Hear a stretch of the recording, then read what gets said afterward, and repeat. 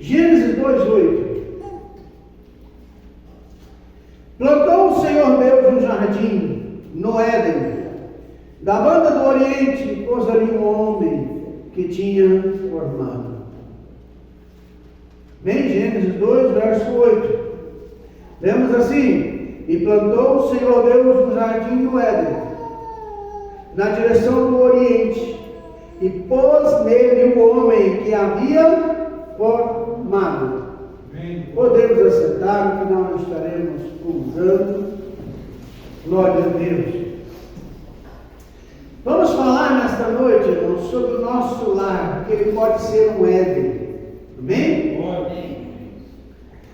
Eu acredito, irmão, que como nós lemos aí, o plano original de Deus, o plano perfeito de Deus, que Deus colocar o homem no jardim do Éden, quer dizer, um lugar de delícia, um paraíso, é que o seu lar, a sua família, seja um lugar abençoado.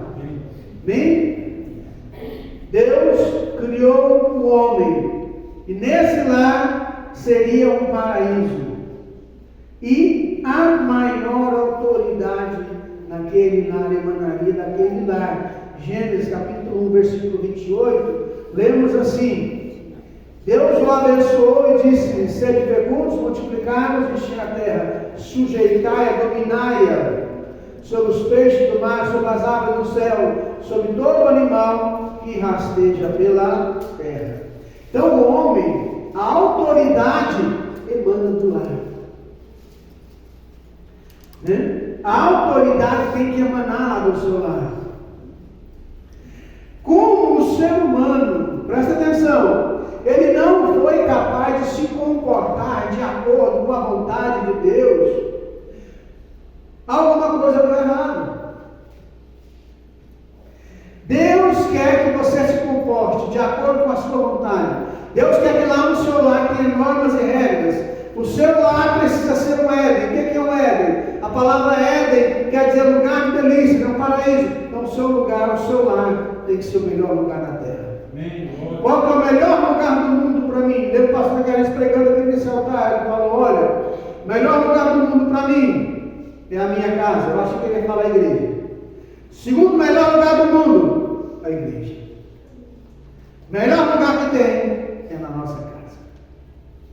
Já viu quando você sai, faz uma viagem, vai para lugares maravilhosos, conhece tantas maravilhas, na natureza, tanta coisa boa, mas quando você está chegando em casa, quando você abre a porta, não é uma alegria? É ou não é bom? Não é, mano? É um lugar onde você se sente bem. E por que que o homem saiu de lá? Qual foi o resultado? Né? Por que o homem caiu tanto?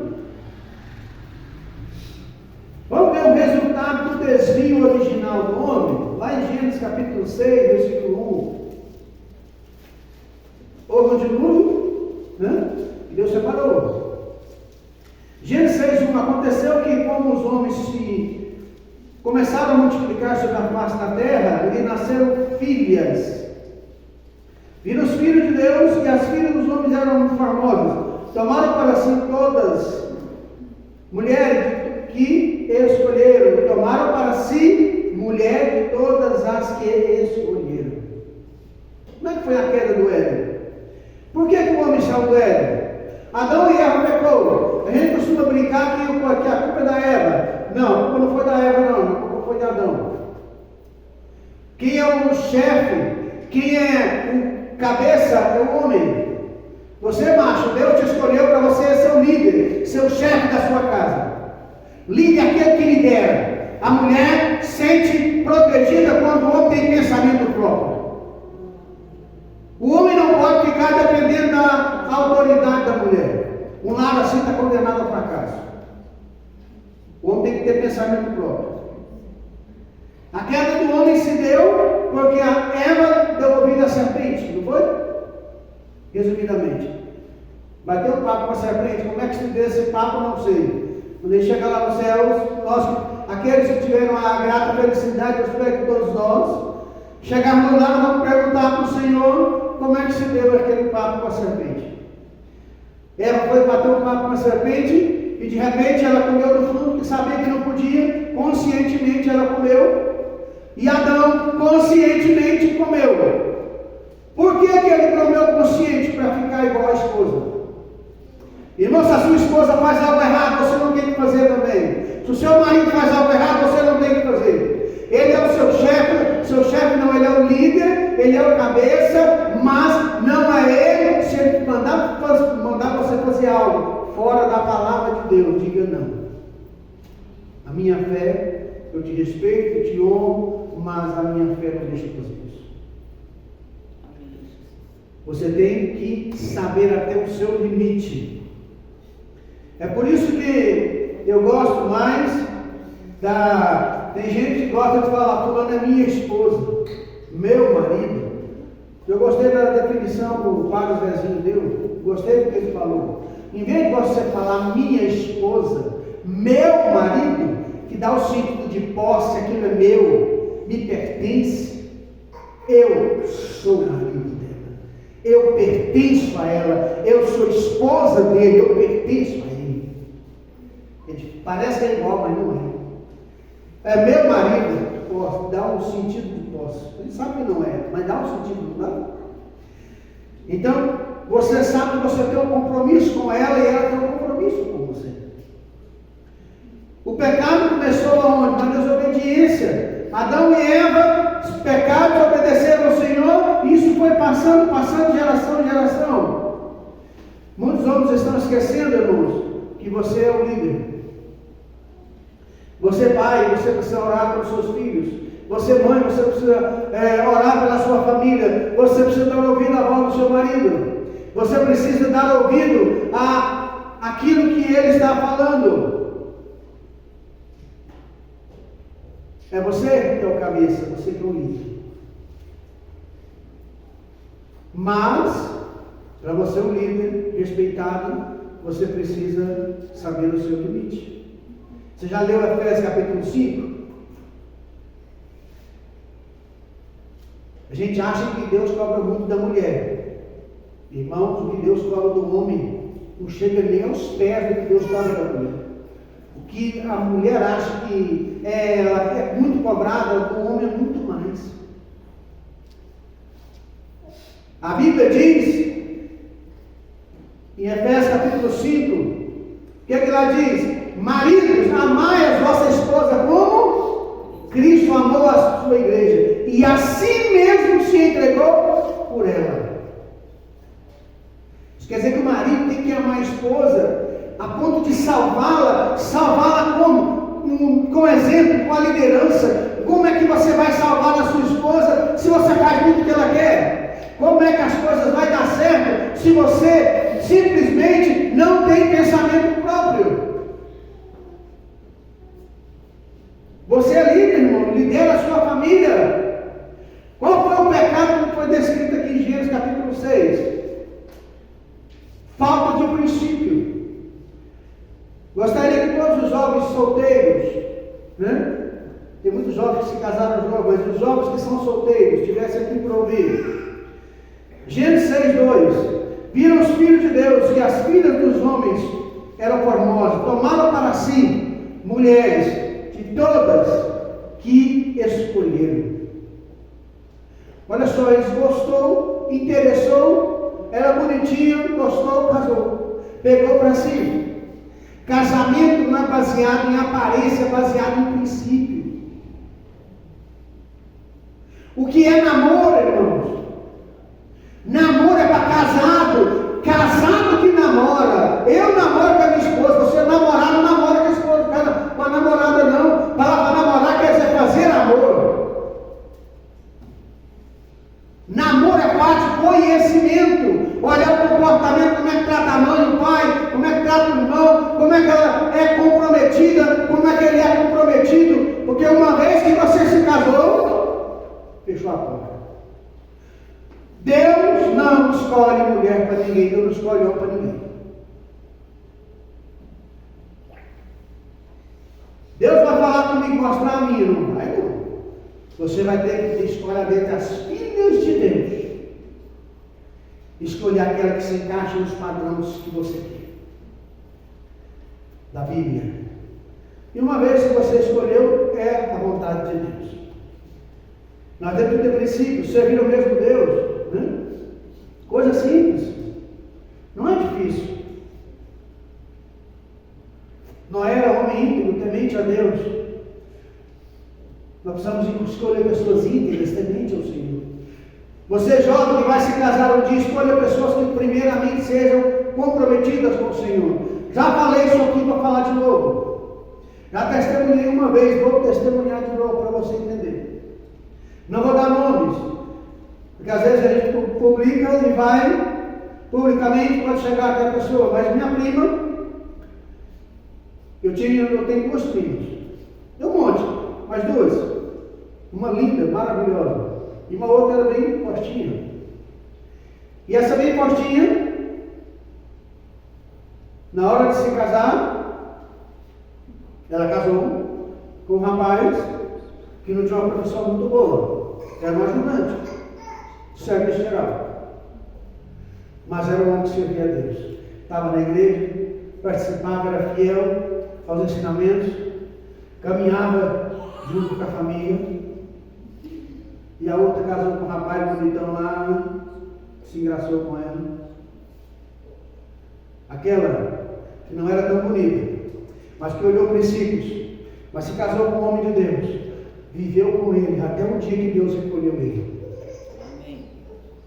E a outra que casou, pela aparência, se separou e não sei se casou de novo, não sei como é que viveu, mas não teve a felicidade da sua irmã, que não era tão bonita quanto ela. Escolha princípios, irmãos. Se case com gente de princípios. Tem que servir ao Senhor, tem que ser temente ao Senhor. 2 Coríntios 6,14, eu sei que talvez você não veio aqui hoje para escutar isso, não sei porque que Deus está mandando eu falar isso também. Mas às vezes nós estamos servindo a Deus há muito tempo, no mesmo lugar, debaixo do mesmo teto, mas nós estamos vivendo debaixo de um jugo desigual. A irmã começa a querer ir para o mundo, está esquecendo os seus princípios. Irmão, você tem princípios, compromisso é com o Senhor. Amém. Minha esposa não tem compromisso comigo, e antes dela ter compromisso comigo, ela tem compromisso com Deus. Amém. E o Senhor cobra mais caro do que eu. Em Hebreus 10:31 tem uma mensagem de Deus para cada um de nós. Horrível coisa é cair nas mãos do Deus vivo. Deus cobra o preço e cobra caro. Glória a Deus. Então, seu marido, a sua esposa tem compromisso com o Senhor. Não, 2 Coríntios 6,14, não vos prendais a um jugo desigual com os incrédulos, infiéis. Em sociedade há injustiça com a injustiça. Comunhão da luz com as trevas. Que diz que concórdia há entre Cristo e Belial, ou que parte tem o infiel com o fiel. Verso 16: e que consenso tem o templo de Deus com os ídolos? Vós sois o templo do Deus vivente, como disse, neles habitarei, e entre eles andarei, e eu serei o seu Deus, e eles serão o meu povo. 2 Coríntios 6,16. Eu preciso estar debaixo do mesmo jugo. Na hora eu já passei por muita luta, muita dificuldade financeira, então misericórdia.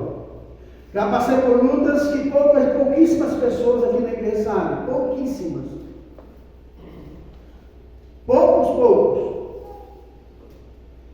Poucas pessoas sabem.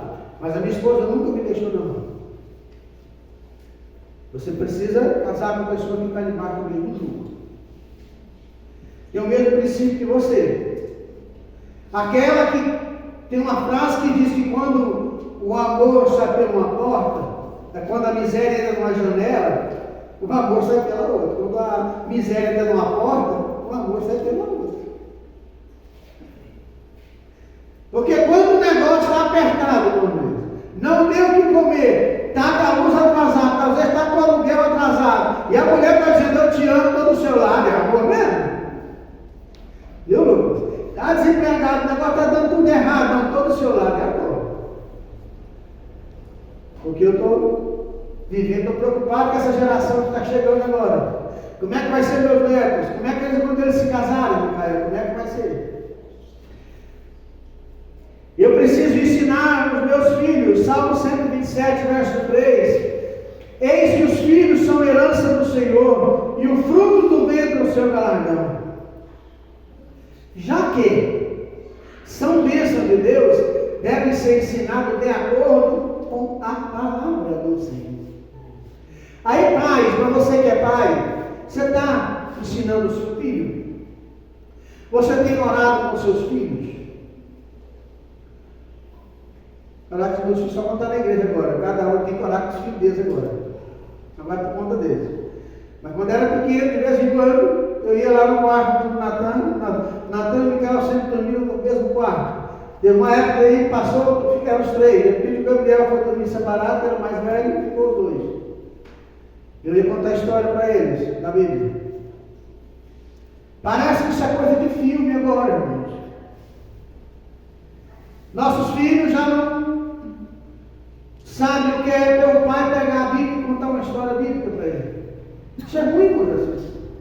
Isso é triste. Efésios capítulo 1, 6. Vós pais, aliás, vós filhos. Efésios 6, 1, 6. De obediência a vossos pais no Senhor. Porque isso é justo. Aí, olha, Marcos tem que o versículo ali, claro. Obedecer a vossos pais no Senhor. Porque às vezes o pai e a mãe não servem a Deus. E você vai obedecer ele até onde não vai ferir a sua fé. Onde ferir a sua fé, você fala, meu pai, até que eu te obedeça, ele para frente não dá mais.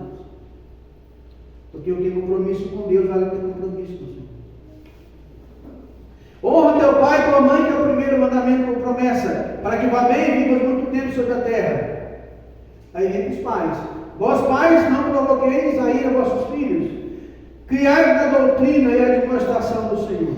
Ó. E o verso 7 diz, aliás, o Senhor 6 é outra coisa. Pode ler aqui, Deuteronômio 6, 7. Olha só, irmãos, você que é pai, você não pode ficar provocando o seu filho.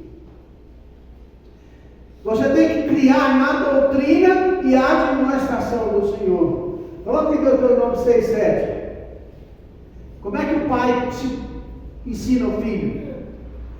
E as ensinarás a teus filhos, delas falarás assentado em tua casa, andando pelo caminho, deitando-te e levantando-te. Estava falando de quê? Deuteronômio 6, verso 1 até o 6.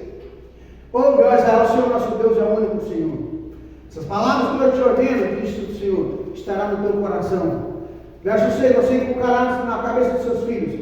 Você vai falar dela de manhã, assentado em tua casa, caminhando, andando. Ou seja, o servo de Deus tem que estar falando da coisa de Deus na casa dele o tempo todo. Eu não é? Amém. Você está falando com quem? Você tem ensinado os seus filhos o caminho certo? O seu lar realmente é um Éden? É um paraíso? Porque eu já vi pessoas falando, olha, o meu lar é um verdadeiro inferno. Às vezes eu fico triste quando eu escuto pessoas falando isso. E eu sei que às vezes o meu e o seu já passou por isso. Mas não vai passar mais. Não vai passar mais. É muito ruim você escutar um pai falar, você perguntar como é que está seu filho, foi preso, graças a Deus. Já ouvi pai falando isso. Prefiro ver ele lá na cadeia do que no cemitério. É ruim, não, mas é doído você escutar isso. Já ouvi que foi nenhuma nem duas vezes. Pessoas que a gente conhece e pessoas que a gente convive aqui. É ruim. É ruim para o pai e para a mãe que não ensina o seu filho o caminho que deve andar. Essa semana, de cerca passada, na rua Paraná, onde o irmão Jacinto morava ali, foi baleado um rapaz conhecido nosso, né, irmão Jacinto? Está entre a vida e a morte. 16, 17 anos. Criança. Todo o futuro pela frente. Como é que está o pai e a mãe? Culpa de quem? Do pai e da mãe, que às vezes não ensinou. pelos nossos filhos. Como é que eu faço? 2 Timóteo 1,5. Esse versículo aí, irmãos, é um tapa na cara nosso. Olha o que Paulo fala a Timóteo: trazendo à memória a fé não fingida, que em ti há. Olha o que Paulo fala a Timóteo: a qual habitou primeiramente em tua avó Lóide, e em tua mãe Eunice, estou sendo que habita em ti. Olha só, a avó de Timóteo era mulher de fé, Lóide. A mãe de Timóteo, Eunice, era mulher de fé. E Timóteo era homem de fé. Você tem que passar fé para os seus filhos. Irmãos, ensina o seu filho o caminho que deve andar. Muitos pais compram a camisa do time favorito do filho, mas não compram a Bíblia. Irmãos, ensina o seu filho a servir ao Senhor, dê princípios para ele. A coisa melhor que a gente deveria ensinar para os nossos filhos é o que Paulo disse a Timóteo no capítulo 2. Timóteo, antes de tudo, se usa a prática da oração e súplica. Ensina seu filho a orar antes de qualquer coisa.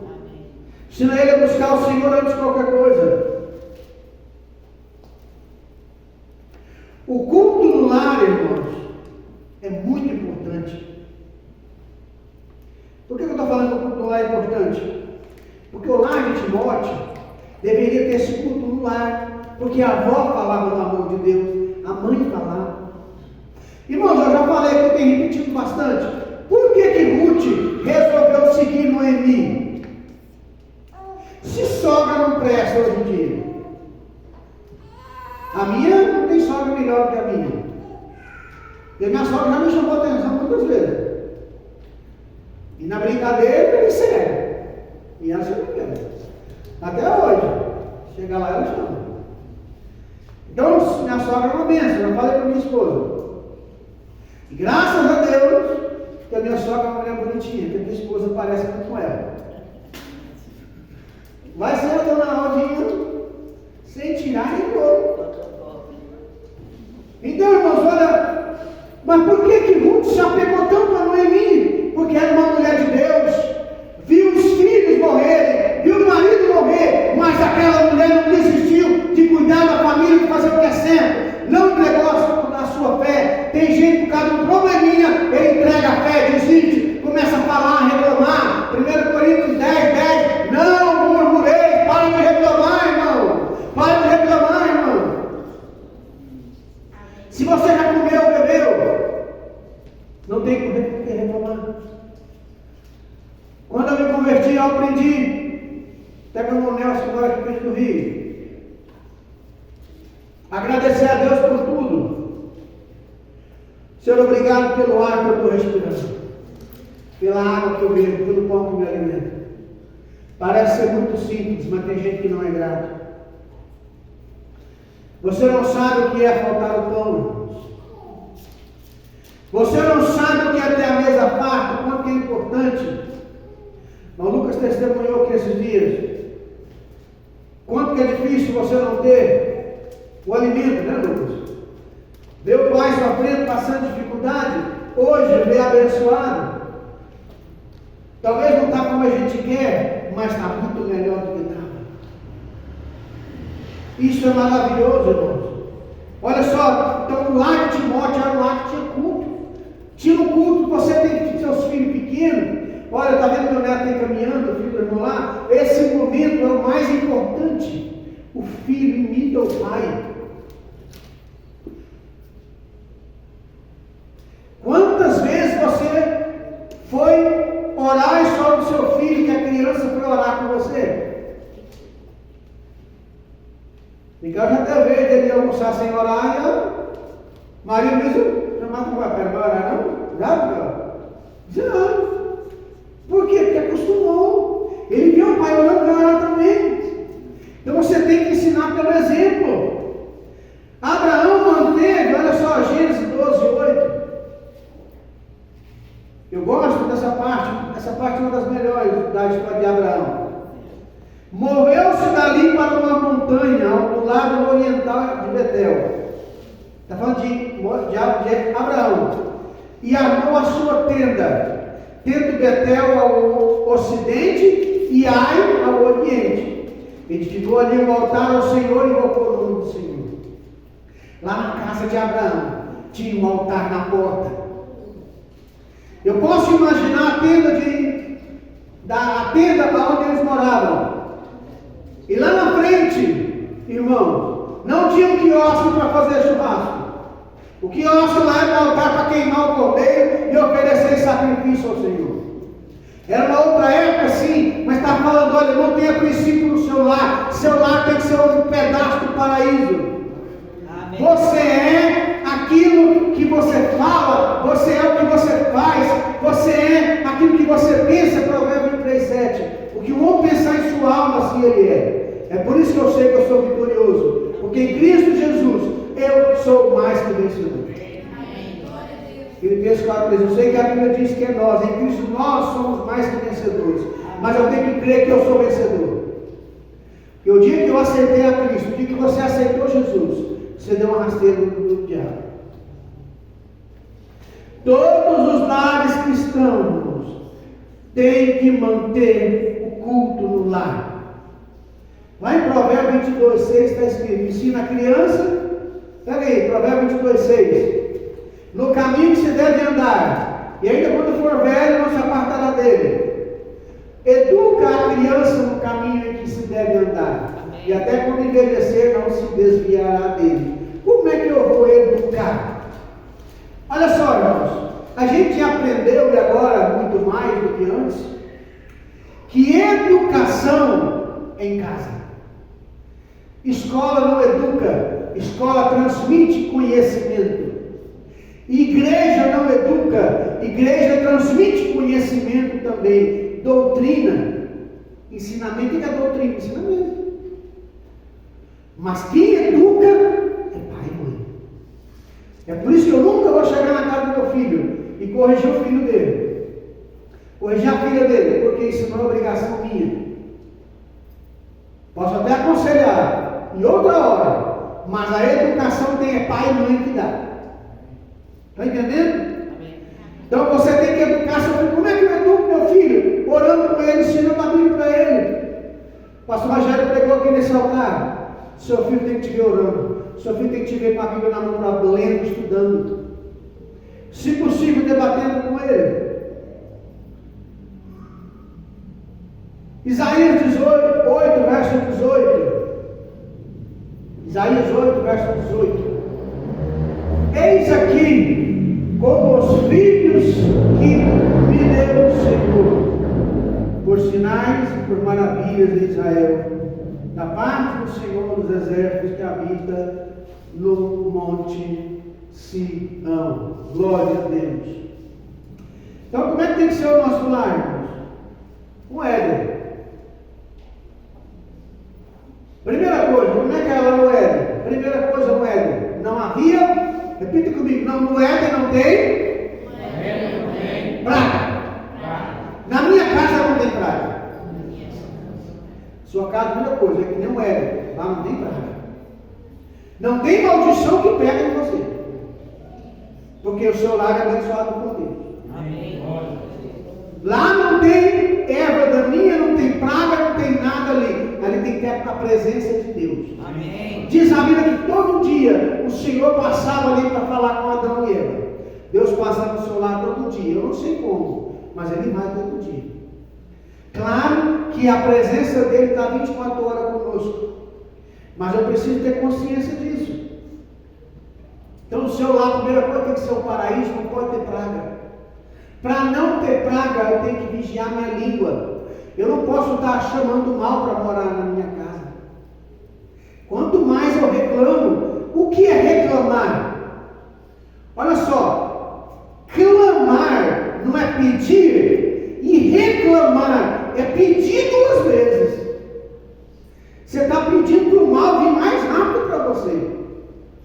Quanto mais você reclama, pior fica. Literalmente.